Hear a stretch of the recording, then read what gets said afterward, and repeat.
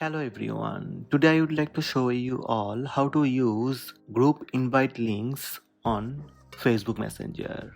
Let's have a look. First, open Facebook Messenger app. Open the desired group chat. Tap the chat name at the top of the screen. Under the chat settings, scroll down little bit and find out invitation link. Tap invitation link. Turn on invitation link. Anyone can join your group with this link.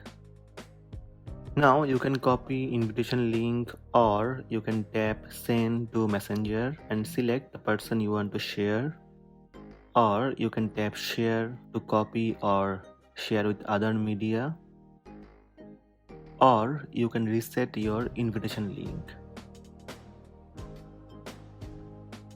Tap copy and you can paste the copied invitation link anywhere you want to share.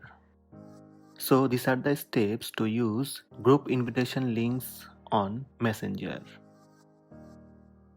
Hope this video help you. Please subscribe my channel by tap subscribe button. Also tap the bell icon to receive notifications about all new videos.